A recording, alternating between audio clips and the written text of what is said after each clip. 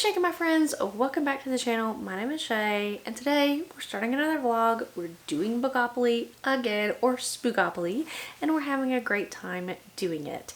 So first, just a little house update. I will tell you that renovations and painting are underway, and I cannot be more excited with how things are turning out. I'm starting to love my house again, which is an A+, and so it will be no time at all before books are back on the shelf. So fantastic. But we will go ahead and do our next roll of Spookopoly. I've got my laptop down here, and we are going to screen record. So we have our dice roller, and we are going to roll 5.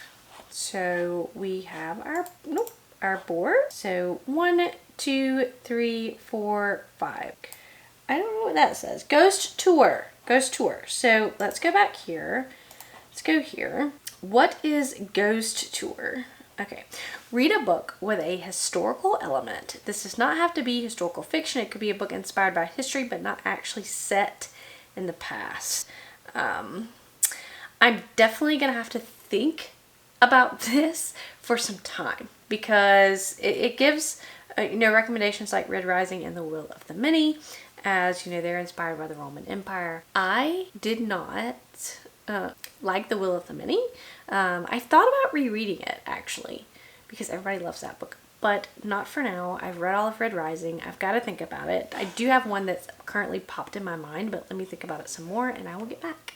So for this prompt, I really had to think about what I wanted to read. I could have read Excalibur, which is the final book in the series that I need to finish, the Warlord Chronicles, but that was a very long one, and I had to read a lot of recaps, and I don't know if my brain could have functioned. So what I decided to do for this one is actually move towards another sequel that I've been meaning to read, and that is The Words of Kings and Prophets by Shauna Lawless. So the first book, which was The Children of Gods and Fighting Men, I enjoyed. I wasn't rushing to continue on with the second book, but overall I enjoyed it. So here we are in the second book, and I'm 50% in. And there are things in this book that really are just there as filler and not needed to move the story forward. So I think that this could have been condensed a little bit more. Maybe it's used to kind of fluff the characters out or to flesh the characters out, but I really just think that a lot of things are not needed. The bad thing about this series, and it's a very popular series, a lot of people love it. The bad thing about this is I am only gravitating towards one character's chapters. Of course, we're following several points of view, but it always stinks when you have that book that's following multiple characters and you only care about one particular character. So, and that's how I'm feeling about this book. I like Fala, and she is the only character I'm really looking forward to reading from. Gormla is just, I feel like she is the devil in disguise. Granted, a lot of people may like her as a character. I can't stand her as a character. And it's just such an interesting, normally I like the villain characters, but I can't get down with her for some odd reason. But I'm liking Fala, I'm liking her character, I'm liking her character arc, and I'm just enjoying her journey, and that's the whole reason why I'm continuing on with this book. Because I think if I didn't like her point of view, I probably would put this book in the series down, but because I like her point of view and because I'm invested in her character arc, I'm going to continue journeying forward. So yeah, I'm 50% in. I hope to finish that one soon so we can continue on with our next roll. Okay, so I have finished The Words of Kings and Prophets by Shauna Lawless, and I enjoyed the last 25% of this book a lot better than I did the rest of the book. I feel like it was a lot of setup, whereas this is the second book in the series. So I do think that it suffered from middle book syndrome.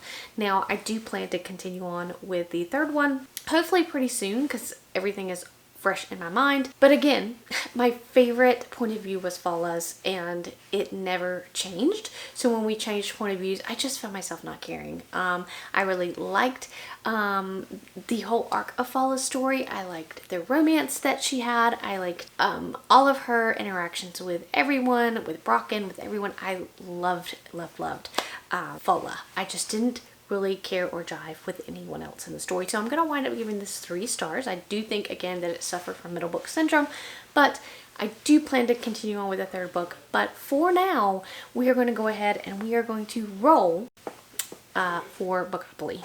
Okay, I have my dice roller up, so we're going to go ahead and roll 5. So we are going to go here and go 1, 2, 3, 4, 5. Dice roll roulette. So I cannot remember what this is about. So dice roll roulette, inspired by dice. Roll 2 6-sided die, each dot represents 50 pages. Okay, so we're just going to go back to the dice roller. We are going to roll 6. So 6 times 50, that's 300. So we're going to try to find a book that is 275 to 324. So somewhere in that age range, somewhere in that page count number, we're going to try to find a book that fits that. I think we can find one that is kind of a lower range page count for me, but hey, I'm not going to complain. So we're going to find a book like that, and I will come back when I get into that book. So for this prompt, I decided to read The Overnight Guest by Heather Gudenkoff. I don't know if I said that name right, but I have finished it and I'm going to give it 4 stars. I overall loved the story. I felt that it kept me engaged from start to finish. I was always wondering what was going to happen next. There are 2 twists in the story, and I guessed the first one early on, but I didn't guess the second. So overall, I call it a win. This book is following multiple different POVs and different timelines. So in our present day timeline, we are following this true crime author as she goes to rent a house away from where she lives to kind of get her mind right to write her next true crime novel.